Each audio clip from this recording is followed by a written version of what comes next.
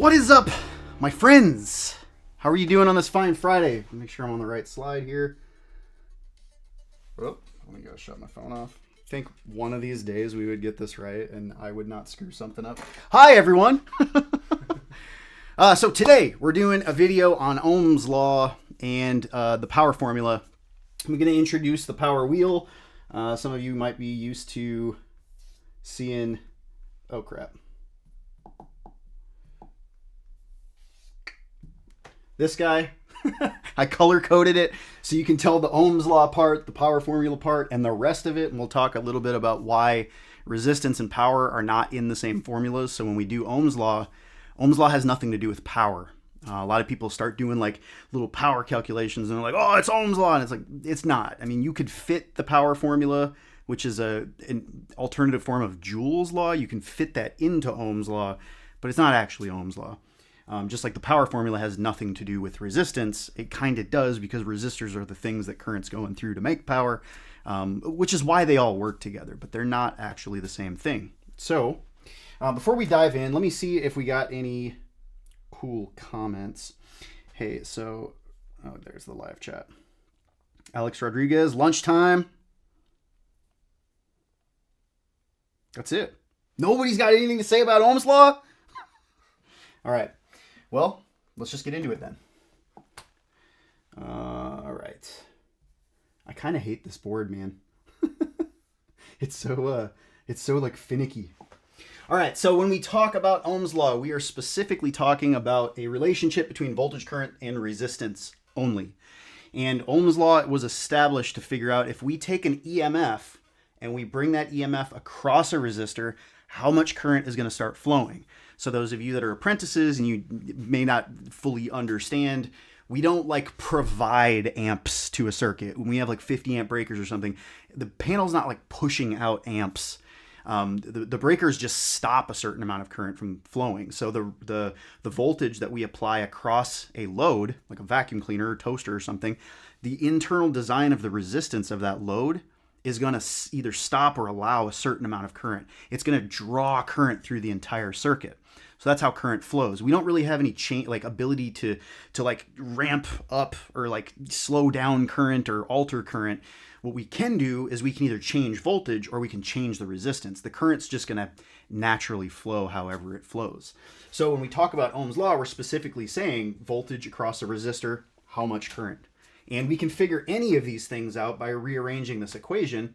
So if we were to take, instead of E equals I times R, if I wanted to solve for current, I could just divide by R on both sides. It cancels out on that side, and it gives me a brand new equation. So now I have E over R equals I. So now it's in a form that I can solve for I. So when you're dealing with Ohm's law, you're always looking for two values, right? Like you're trying to solve for a thing that you don't know, but you have two pieces of information that you do know. So if you're trying to solve for current, you want the formula to be organized in a way where it's solving current, because you have these other two values to put in. Also, we said E equals I times R. If we wanted to solve for R instead, we would just do the same thing, but instead of dividing by R, we would divide by I. And that leaves R equals E over I. Sorry with the yellow if you guys can't see the yellow. It seems like it's pretty bright on there. I always worry because some people are like colorblind. So like if I use two weird of colors, maybe somebody's not going to get it. All right, so that is in essence what Ohm's law is. Remember, it is resistance, voltage, current, not power. For power, we have a thing called the power formula. And you'll notice power formula, there's no R. We still have the E and the I.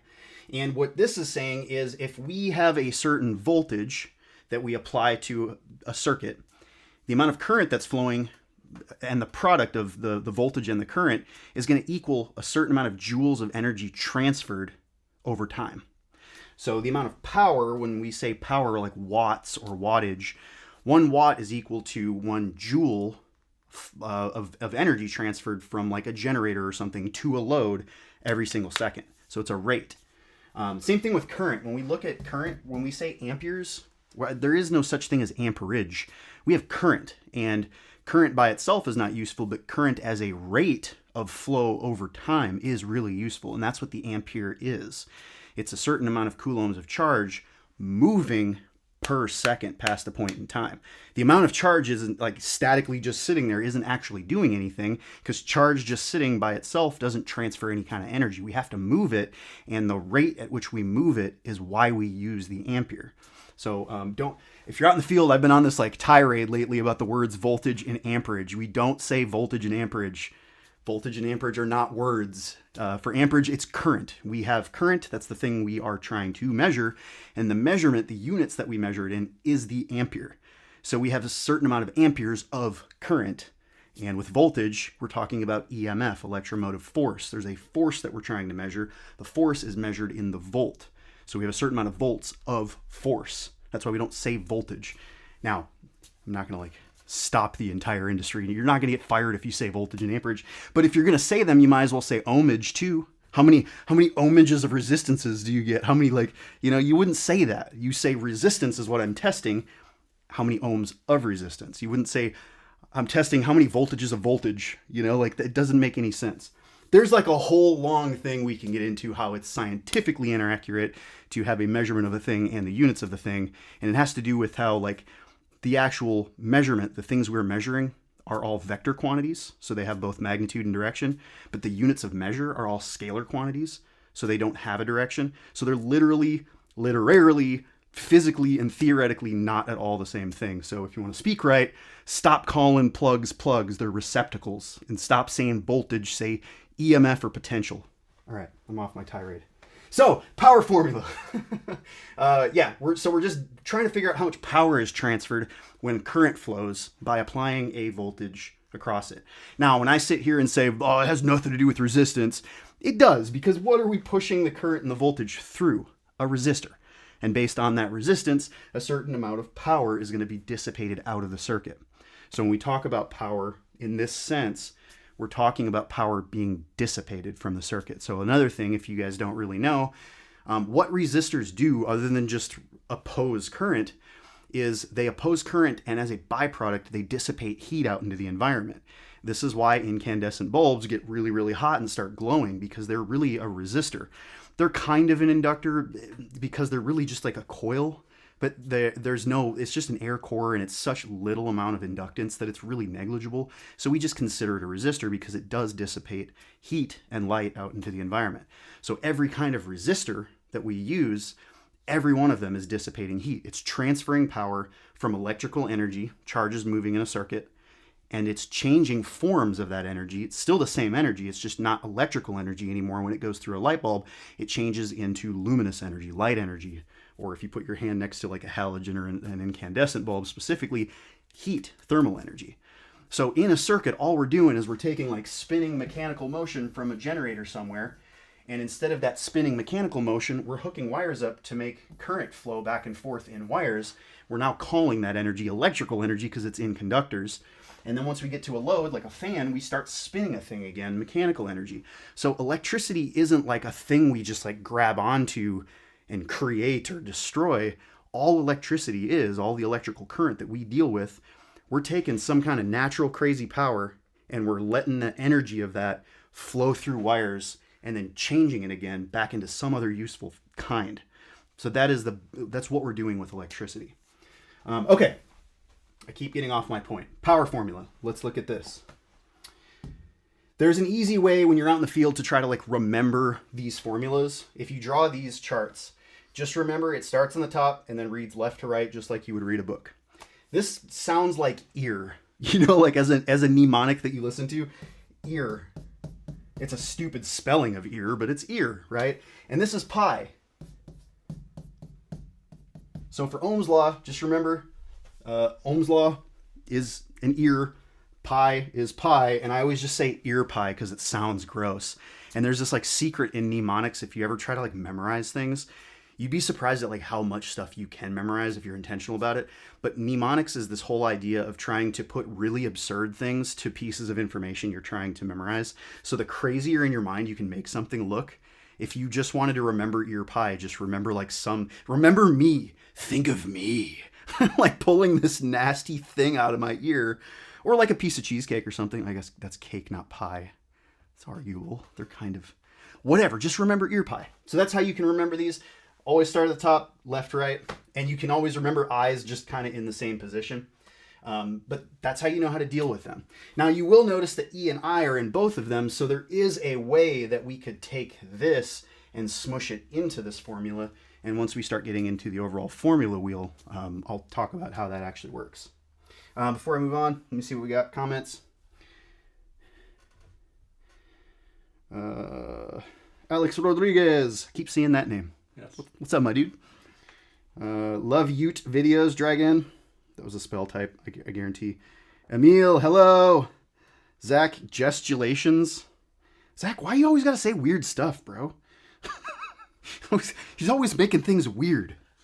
Out here, it's Watt's Law, LMO. I have to come back and look at this video later. Dragon, that's totally fine, dude. We're trying to put these kind of like lunchtime-ish for like all of the different time zones. So we're starting after lunch, my time on the East Coast. And then, you know, everybody can see this. Just check it out later.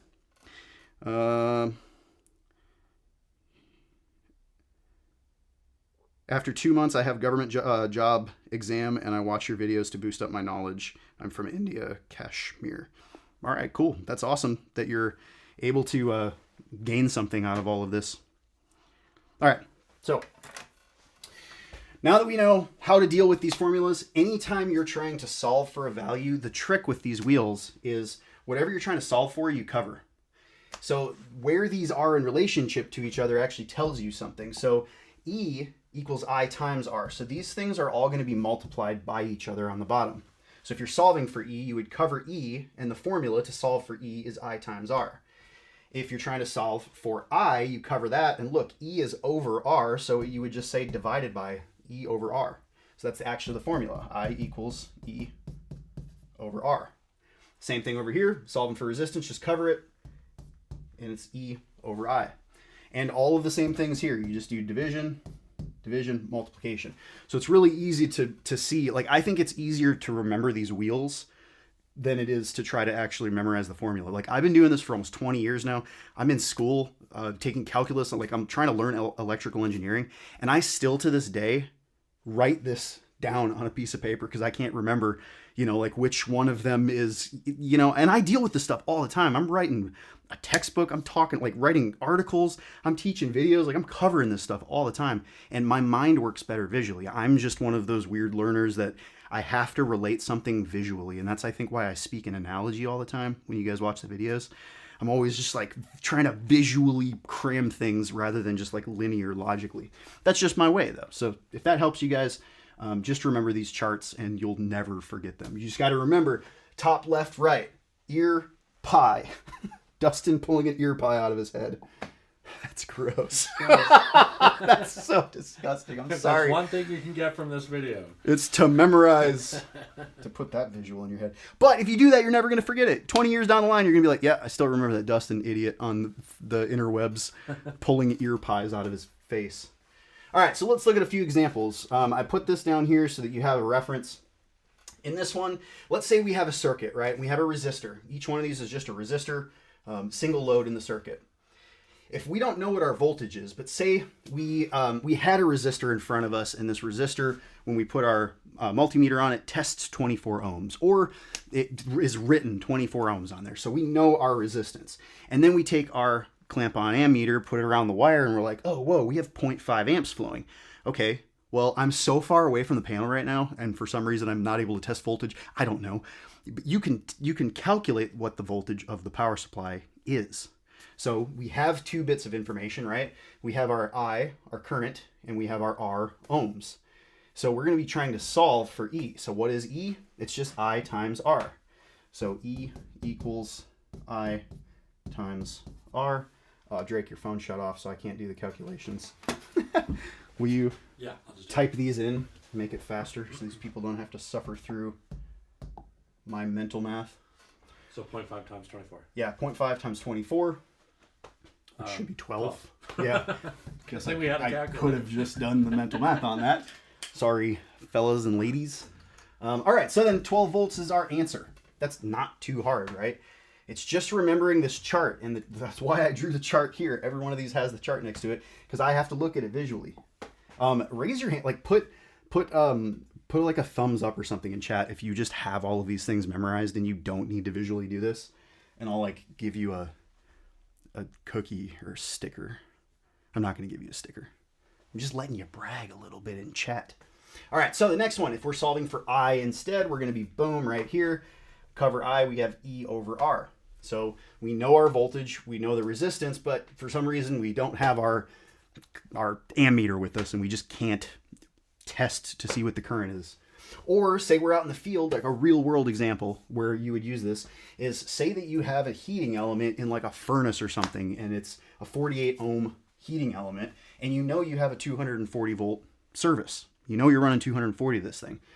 Well, we need to figure out what size conductors we're going to run to that load so we can figure out, you know, number 6 is number 8, whatever we're doing.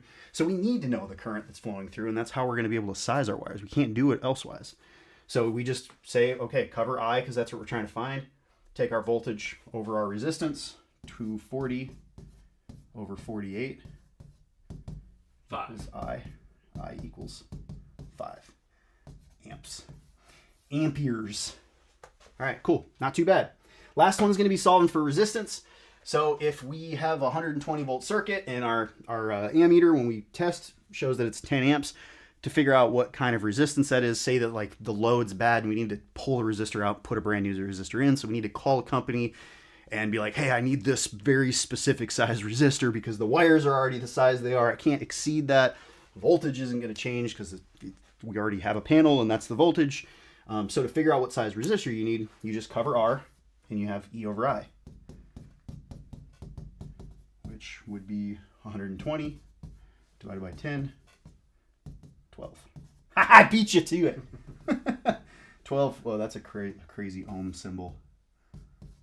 Have you ever written an ohm symbol before? No. It's so weird to write. Like I used to try to write, like, you know, like they're just stupid. So now I just like do this and put a little leg on it. I don't know. But like they're actually supposed to be like this. I don't know. I don't want to take the time to do that. So I just write. All right. Hope you guys are learning some good things here. All right. Next one. We are solving for P, for power. How much wattage is this load going to put off? If we bring 120 volts across this resistor, it shows 15 amps of current are flowing when we have our 240 hooked up to it. So how much power is going to be transferred in the form of heat? Let's just say, again, this is like a furnace or some kind of a heater. What is the power transfer? How much of that electrical energy is going to convert into heat energy? So we're looking for P, I times E. That seems pretty simple. P equals I times E. P equals 240 times 15, which is 3,600. 3,600 watts or 3.6 kW. So you can see in all of these cases that I'm talking about, you would actually use this stuff in the field. Like there's legitimate, a lot of times we're having to try to figure things out in the field, and Ohm's law is the thing right at the top of your head that's going to answer most of your questions. This is not Ohm's law, this is the power formula. But again, this is a resistor, right? So there is a resistance value here. We just have to use some special formulas for that. We'll get into that in a minute. All right, next one, we're looking for I. How much current is going to flow? Let's say we have a 960 watt heating element in a thing and we're running 120 volts to it. We want to know what size wire we have to run for that. So we're going to be doing I equals P over E, which is 960 over 120.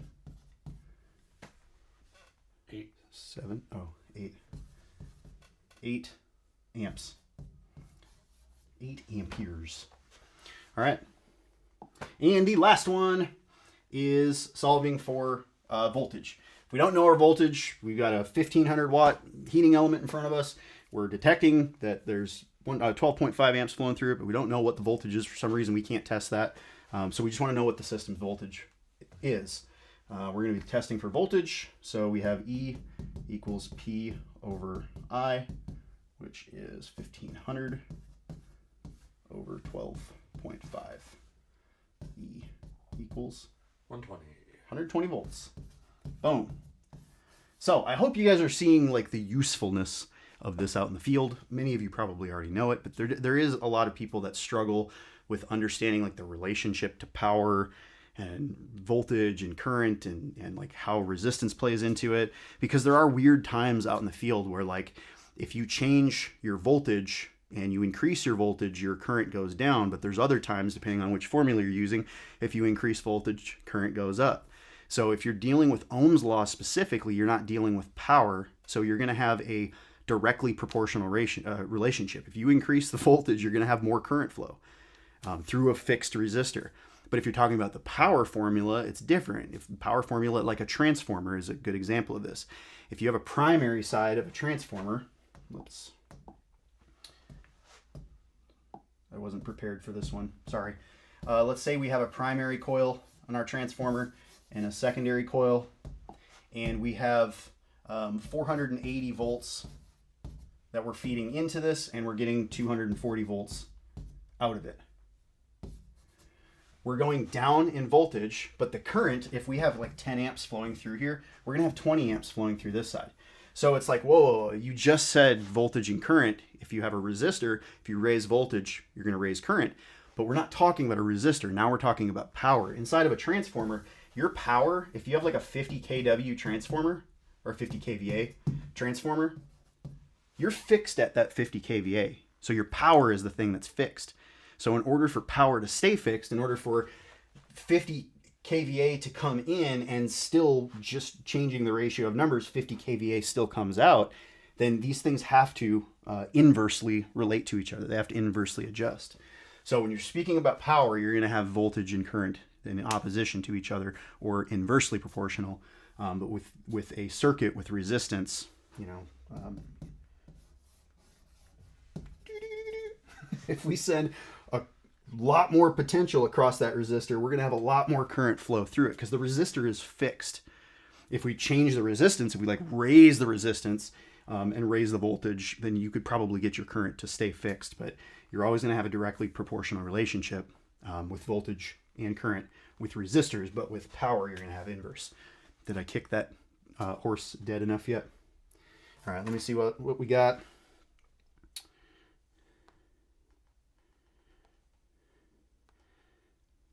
Zach says, Drake, keep up the good work. I hopped on to see and stuff, but I got to bounce. Oh, man, our moderator's leaving. What the heck? Zach, you're fired. I like how you complimented me and not you. Yeah, for me, he said, I'm going to bug the shit out of you for the foreseeable future about ohmage. Let's all just start saying ohmage from now on. I think that's good. We need shirts that says ohmage. HRNOP, y'all use calculus in the field? No, we do not use calculus in the field. Calculus... There's kind of like levels to this math thing. So really out in the field, you just kind of need basic algebra to get by with this kind of stuff. If you want to know some advanced algebra, like algebra 2, you know, before you start getting into trigonometry, you're just going to be way better at your algebra. If you wanted to get into trigonometry, you're kind of like, you're a rock star at that point because you're going to be able to do things mathematically and figure out angles in a room for like light layouts and like the lengths of things based off of, you know, like triangle math. It's angles and sides, a lot of dealing with that. So you're going to be able to do a lot cooler stuff because you're just going to have more tools in your mind to be able to figure things out. And if you're trying to understand electrical theory on a deeper level, people that understand trig and pre-calculus understand way more because you get into sine waves, y equals sine of x, or, you know, cosine theta, like all these different things that are based in trigonometry. People have conversations about electrical theory and you can't speak the language, then you can't have the conversation with the people. So trigonometry is kind of where that like higher level stuff starts. I'm in school right now for electrical engineering. So I'm in calculus 2 and calculus 1, it was like my intro into calculus. And it's like a whole different kind of mathematical thinking, but it deals with a lot of like infinite things. And we just don't really deal with that a lot. But once you start getting into higher level theory, like the really, really high level, top of the top engineering understanding of what electricity does and how it works, You can't do it without calculus. You need to understand differential equations and what integrals and derivatives and limits and all that stuff are, and all of that's based in calculus. So the long answer to your question is, like, as an electrician, you can get by without knowing calculus. But if you really want to start having highly educated conversations with people about what's going on in circuits, you can't do that without calculus. So that's my thoughts on it. And calculus is really hard. Calculus 2 is the hardest class I've ever taken in my life. Also not maybe taught by the right teacher that matches my thing. Julie Waltman, sorry, message got deleted. I'm a big fan of your channel. Thanks, Julie. Nice to have you in here. Stephen Claysmat, in the auto field, I've seen Ohm's law, but we never considered the power formula. Thank you. Yeah, so Stephen, that's the one thing. Okay, if I could like impress on every single apprentice in the world right now, or any auto mechanic, anything that you do revolving electricity, there are 4 things, right? So we've got a circuit. Our jobs are like, this is as hard as they get. We have a circuit. We have a power source that feeds a load. We got a supply. This could be a battery, generator, anything. All it's doing is it's got a whole bunch of some kind of energy. If it's a spinning thing like a generator or an alternator, it's the thing that is mechanically moving, that when we hook wires up, it's transferring that energy through the wires to the load. So this is the load, and loads can be a lot of different things. Most of them are going to be like a mixture of resistors, inductors, and capacitors. Those are the 3 different kinds that you're going to see. But all we're doing is sending energy from one kind of a thing. So in a car, you're looking at combustion that is creating the motion that's allowing the mechanical energy for the alternator to spin. And then we hook up wires to it. We're just sending that energy to the load. And the load is fully consuming all of that energy. Depends if there's like other loads in here, like if there's a capacitor and there's like an inductor in here, all of that's going to change a little bit. Some of like these 2 things don't actually expend energy. They don't like dissipate energy. They store it momentarily and release it back into the circuit. And if you're in an AC environment, it's doing that like really, really fast over and over. But all we're doing is sending energy through wires to the load. So the load and the supply are kind of like the important things. As electricians, we just connect wires in between the 2. So if you understand, like, current is the little tiny dots, the little electric charges that are flowing through all the way through this light filament. They make a complete loop from the source all the way back to the source. In a DC circuit, they're just going to go in this direction. In AC, they really just get excited and they kind of vibrate back and forth, so they don't traverse a long distance. But all you're doing is moving these charges, and the movement of these charges carries the energy from the source. That's it. That's the whole of what we do. There's current moving. The current's not really the useful thing. We're not like using charges going through like bulbs. Like the electrons aren't like leaving the bulb and going out into space. Photons are being generated. And so we have energy just riding these waves. They're kind of like surfing these electromagnetic waves from the source all the way to the load, and then they jump off the wave. So we're just transferring energy from one kind to another kind. So power is the thing that comes from the supply to the load. Current's just the thing that carries it. And the voltage is whatever the strength or the pressure that you're applying to that load. Whatever your EMF is, your electromotive force, there's a certain difference of potential between this positive side of the battery and this negative side of the battery. And the bigger the difference of potential, the bigger your voltage is, because that's measured in volts. And so the more pressure that you have, the more current is going to flow. So you're going to have more current flowing with a higher voltage. And then the load is just dissipating that energy because it's just a giant resistor. If you were to take a resistor out of the equation and just connect these 2 wires together, we call that a short circuit. And that's where a crazy amount of current's going to try to go like infinitely fast. And it's going to carry so much energy that it's just going to literally dump that energy instantaneously. And so if you've ever like shorted something out with like a 480 volt, system and 2 wires, you short it out, what you see is all that copper just instantaneously melt. And it doesn't just melt. It skips the liquefaction form where it goes from a solid to liquid to gas. It goes straight from solid to gas. It vaporizes copper. There's that much energy going. So that's the whole of electrical. It's power being transferred using current. Certain amount of pressure. Voltage is the thing pushing that current, and the resistor is just trying its best to resist. And while it's doing that, it's sweating like crazy, and all that sweat's coming off in like heat and light. Right? Yeah. It's kind of nothing more to it. There's There a is. couple good questions in here. Okay. What are these good questions? Steve Claysmat has one. Isn't current like volume and voltage like pressure? Yeah, actually, yeah. Current is not volume per se. Like if we have the volume of a pipe here, the pressure that we're pushing is the voltage. You're right about that. The amount of this current that is passing a certain point in time. So it's not volume, it's the rate at which charge is moving through a volume. So volume is a fixed thing, and it's a rate of change. It's a rate of current of charges flowing. So inside of the wire, we got all these little charges everywhere, and when we apply an EMF, they move. And so more amperes just means more of them traversing past a point per second. And when we use a multimeter, we've got a little clamp-on amp probe, or I don't have one in front of me. That thing, every time current changes directions, there's an expanding and collapsing magnetic field around the conductor. And our clamp-on amp probe has a little CT in it, a little current transformer in it, and it senses the expanding and collapsing magnetic field. And so a stronger expanding and collapsing magnetic field means there's more current flowing through. There's literally more charges making that field crazier. If there's very few charges, it's not going to be that crazy of a field. So that's how that works. I saw somebody said something too about like do a video on how to use a multimeter. I think I've made like 5 of those on YouTube. So if you search our channel, we have them. Also, if any of you are interested in learning more, we have a learning system. So there's hundreds of videos that I've recorded that are not on YouTube. And a lot of them are way deeper dives than I've ever gone on YouTube about stuff. So if you're interested, there's a link down in the description. It's just electricianu.com. But check out the learning system. It's like the cost of a Netflix subscription, and it's all electrical. We have all of our practice exams. So if you're studying for your state exam, there's a whole bunch of practice exams in there. There's residential wireman, there's journeyman, there's master. And we have a thing called the code cannon, which is 300 questions that are just fired at you. You can do all of our exams in timed fashion if you want to like do a simulated test, or you can do an untimed where you just kind of take them at your leisure. And they all come with printable PDFs too. So if you want to like print them out and just throw them in your lunchbox, and when you're sitting in your truck at lunch, practice with them, you can do that there.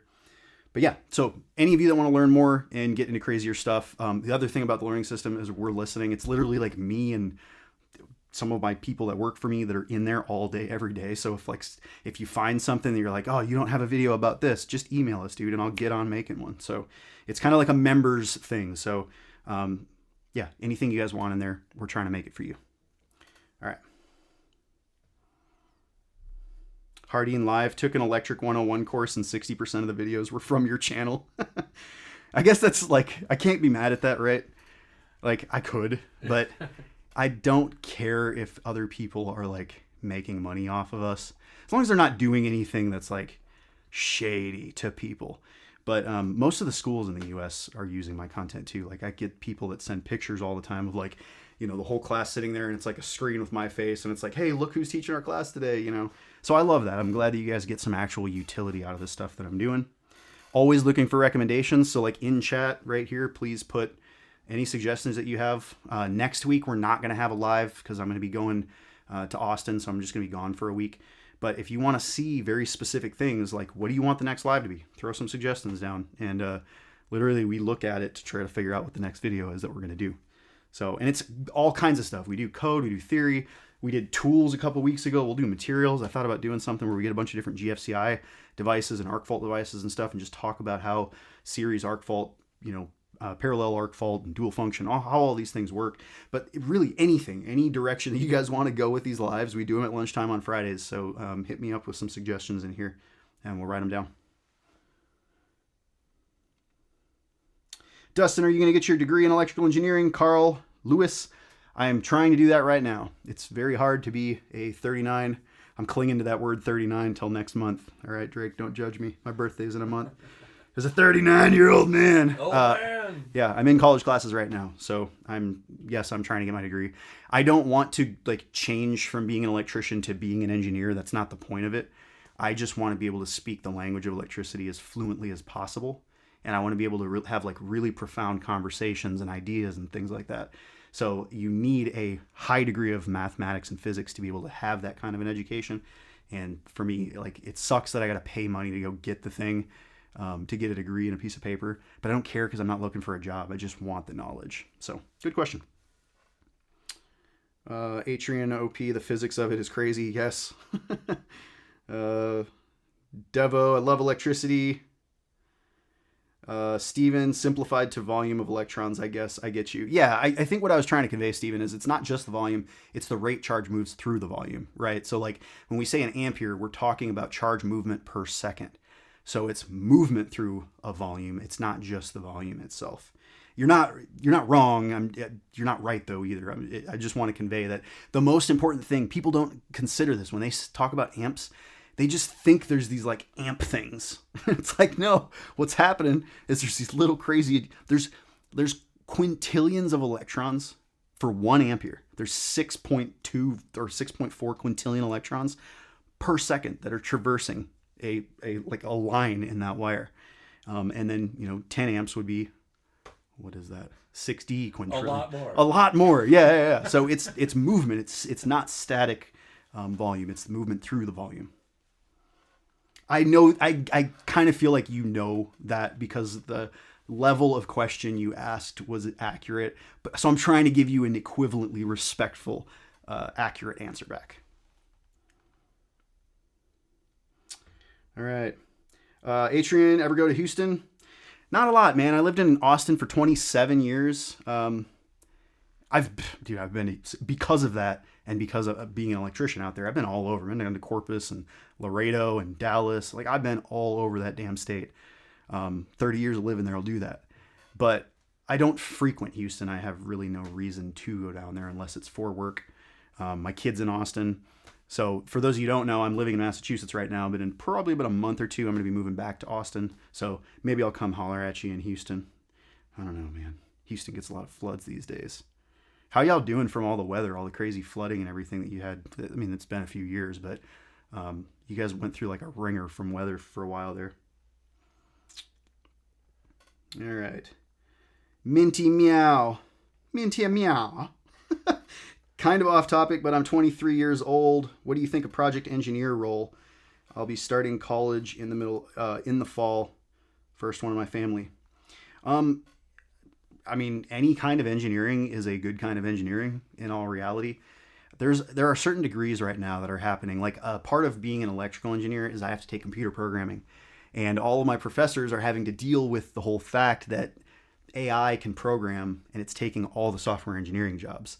And so there's not that same thing with electrical engineers, electricians, anybody that actually like can do something with their hands or has like a useful command of data that a computer might not have that same context.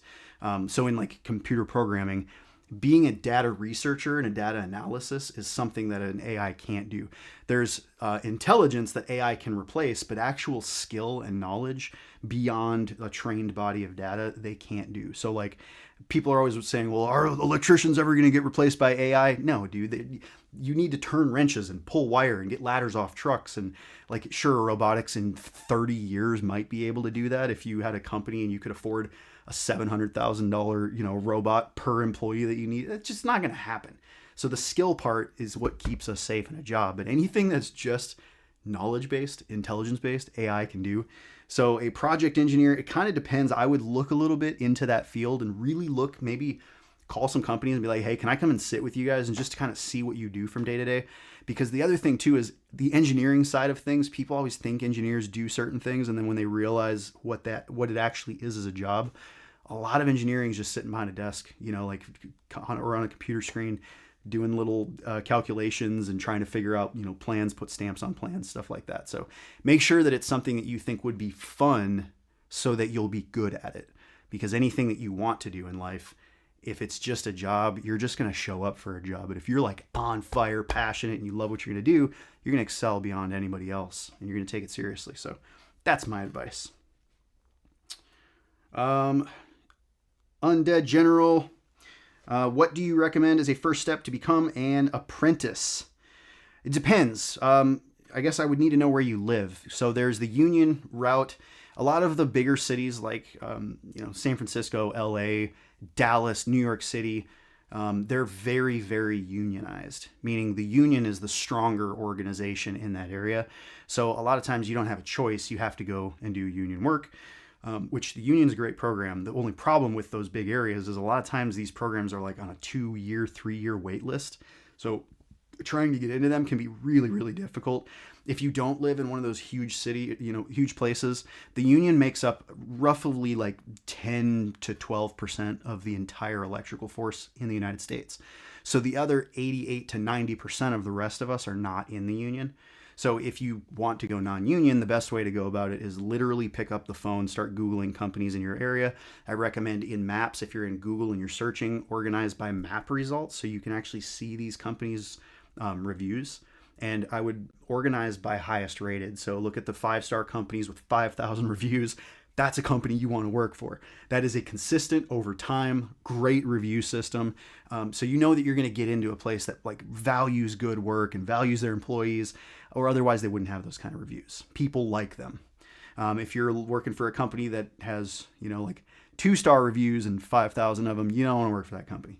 The other thing I would say is with the non-union side of things, it can be a bit of a shaken up bag from time to time. You might get in with a group of electricians and you don't know what a good electrician looks like because you've never done this before. So you might get in with a crew and you don't realize they're doing all kinds of crazy code violations. They're doing really unsafe stuff. If they seem a little haggard and you don't feel safe all the time and you think that they're kind of D-bags and they don't take this seriously and the work they do doesn't look as good as like the stuff that you're seeing on the internet and like these other electricians doing, you can kind of pick apart what a good company is and what a not so great company is. So what I would say is, people out there, if your first job ends up being with some crappy people, don't quit the game. Don't just decide being an electrician is not for me. I've gotten probably tens of thousands of people into this trade by now. Every friend that I've ever had has loved it when they work with me or when they work with like a good company of people. But once you start getting some dickheads out there that run companies and they like to be heinous to people, and that pushes people out of the industry. So don't judge the entire industry based off of one company if you're going to do that.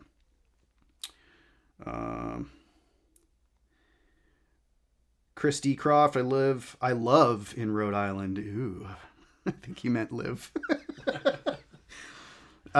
Only Rhode Island. I'm going to stop there. I live in Rhode Island. Why can't master electricians have more apprentices than a journeyman? My uncle has a business with 2 apprentices and a journeyman. In order for me to join, he has to hire another journeyman. Why can't he teach more than one apprentice compared to a journeyman? Thanks. Dude, that's actually, I never knew that.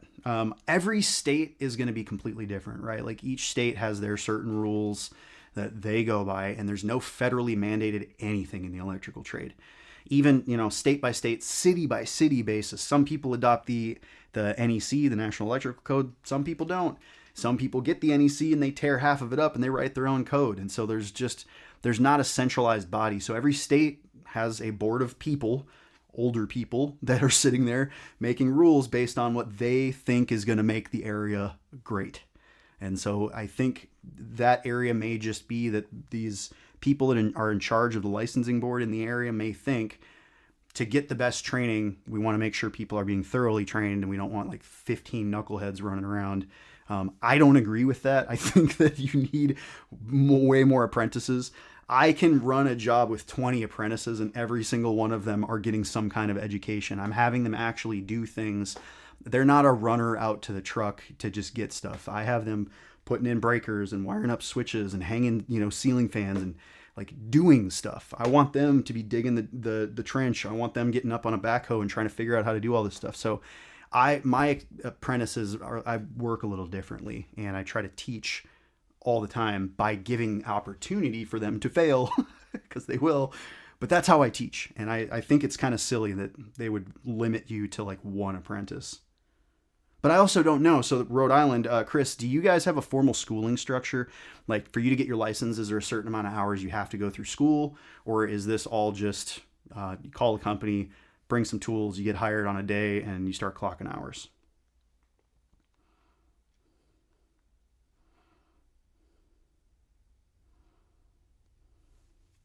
All right, so trifecta.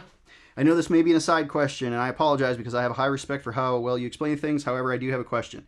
Is there a particular type of license? What is required for installation and design of landscape or nightscape lighting for Essex County. Man, I don't actually know. That's an answer for the Rhode Island question, though. Oh, do you have your mic on? No, here. Oh. We have an answer for the Rhode Island question. It says, in Rhode Island, the regulations governing the ratio of apprentices to journey persons are designed to ensure proper supervision, training, and safety within the electrical trade, according to the Rhode Island Administrative Code. Standard for electricians is 1 apprentice to 1 journeyman. Holy crap.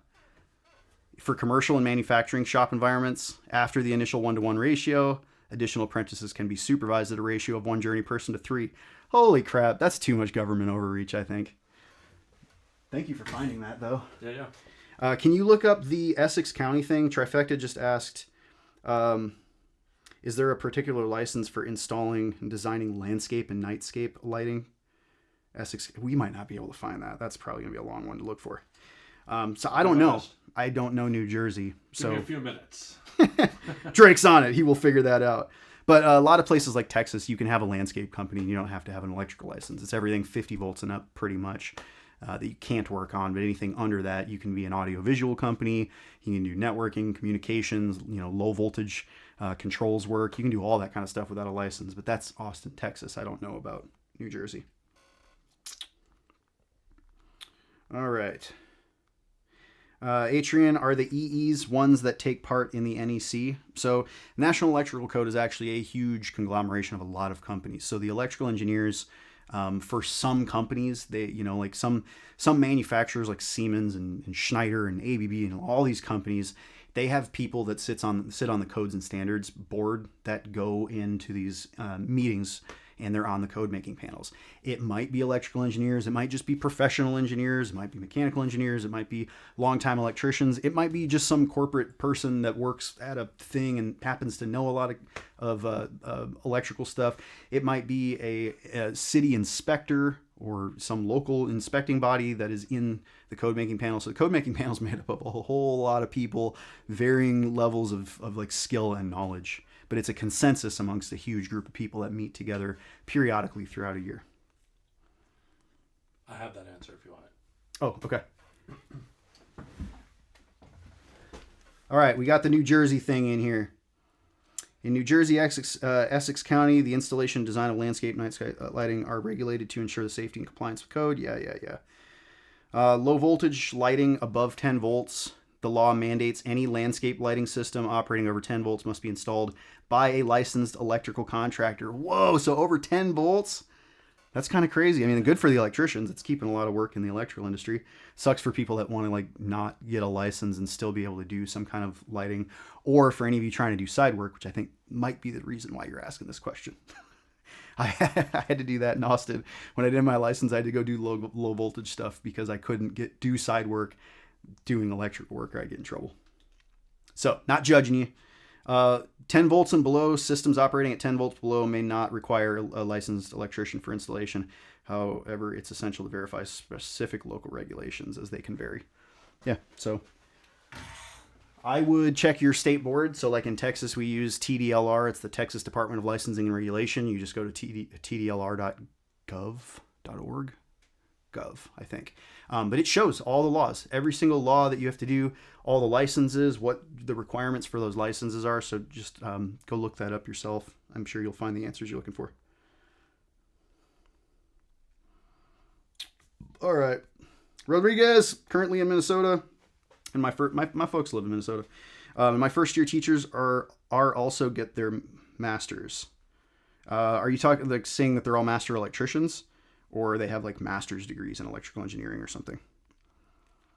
How many of you find, if you've gone to school, that there are actually master electricians teaching the classes?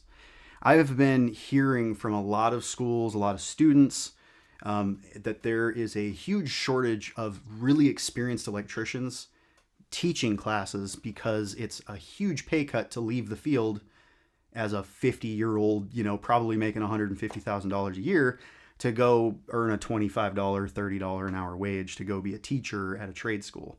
That's really unfortunate. It kind of sucks. But because of that, a lot of them take first-year journeyman and have them go teach a class, which I think that's kind of a cool idea. because it makes the journeyman have to understand how to explain things. So it makes them have to learn more. And anytime you teach, you accelerate your learning so much. So it's kind of cool, but I feel like it's underserving the community, having inexperienced people teaching inexperienced people. So like second year apprentices teaching first year classes, that's not a good idea. I don't think there's just too much context for literally every single thing you could talk about in this industry to have a second year who hasn't seen much teach first years who don't know better. That's just my opinion.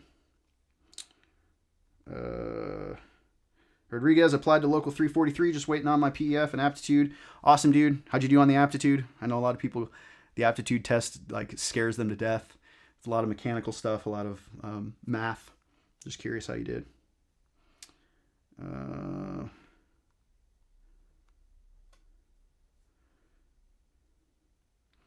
Rodriguez, did you go to the union after high school? No, I have never been in the union. I have mad respect for the union. I don't do the whole like union versus non-union. Oh, which one's better? I know the differences in them. I think for me personally, I would have excelled if I went in the union because I do well. I'm passionate about learning this stuff, right? And I've been all self-taught. I've read books. I've done everything I can to teach myself and having conversations and just studying on my own. And I think if I would have gone through a union apprenticeship program, it would have served me so well. So everything I learned, I just had to learn kind of on my own because I didn't go in the union, and I worked for a shop that was kind of a small mom and pop thing. So they didn't have the money to like send me to school, just a lot of on the job training. But I have thought about it. I've been thinking about, what do they call it when you get into the union, when you're not union? It's something you get, sucked in, you do a thing to become in the union. I don't know. Zach said it before. But yeah, I've thought about it. I don't know. For me, I personally like merit-based systems because I want the flexibility in working harder than everybody else around me and being paid more and getting more opportunity. I don't like the rigid structure of the union and everybody kind of at certain pay scales and rank system.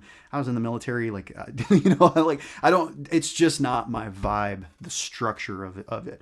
I do love the benefits that they offer. I love that, they guarantee healthcare. They guarantee any kind of training that you want to know. If you want to go get more certifications and training, like all that stuff's free. And then the fact that they do train you and they train you properly and they teach you about safety and all that kind of stuff. So I think there's massive benefits to being in the union. I'm never going to be someone that's going to shit on the union, but I'm also never going to be someone that shits on non-union because I get it, I understand it, and I respect it. It's a hustle kind of environment, so you can make your own way up the mountain, and I just like that. All right, guys, that's it. Yeah. So there was actually way more that I wanted to go into this, but I'm running out of time. What I wanted to talk about really quick before I leave is the formula wheel. So if you notice, I know this thing's kind of crazy, and I'm sorry. It's a lot of information to take in if you've never looked at this before. But remember we said there was Ohm's law and the power formula, and they were based off of just these relationships here. You had EIR, PIE. Well, if you look at the formula wheel, and if you want to like find this on the internet, just type in electrical formula wheel, and some variation of this will show up. They might mix where these values are, but it's going to have your power, it's going to have your voltage, your current, and your resistance. So it mixes all these things together. So if you have a problem that you're looking for where you're given the resistance and you're given power, but you're not given voltage or something like that, well, you can't do that, right? Because Ohm's law doesn't have power in it, and the formula wheel doesn't have resistance in it. So how do you cram them together? Well, if we scratch out our Ohm's law ones are right here. Those don't help us. We can scratch out our power formula ones. These are all the different variations of the power formula. And if we look at these yellow ones, all of these yellow ones, some way relate resistance and power together. This one's resistance and power. This one's resistance and power. And this one is resistance and power. So when you have resistance and power together, you have a crazy equation. And one thing you might notice about them is that each one of them has either an exponent or a radical. So an exponent like E squared, right? This one has an E squared. This one has the square root of P times R. We got a square root here, square root there, square root there, exponent, exponent. So the reason that those are there, you can derive these equations from each other. And I'm just out of time, so I can't show you the examples. So I guess throw in chat if you guys want me to keep going with this, because that's where the math gets a little bit crazier. And I just wanted to show you how you can derive all of these equations from each other. When I was an apprentice, I tried memorizing this thing, and it just didn't work, man. There was too much information. So I recommend knowing Ohm's law, knowing the formula wheel, and then deriving every single one of the other equations as you need them on a test. So if you guys are interested to see how I do that, how to like flip the math, it's literally learning just how to move equations around. So if you guys aren't really good at that, knowing how to get something that's in the denominator out and isolate a numerator, I can do a whole video on that using all of these yellow formulas, because we already did the Ohm's law and the power formula. So anyways, I love you crazy people. Thank you week after week for being here. Next week, I am not going to do one of these. I'm going to be out of town, but the week after we'll be back. Throw in chat, please, any ideas that you have for other videos that you want to see. Doesn't matter if it's materials, if it's theory, if it's code, if it's safety. Safety can kind of be boring, but I can make anything interesting, right?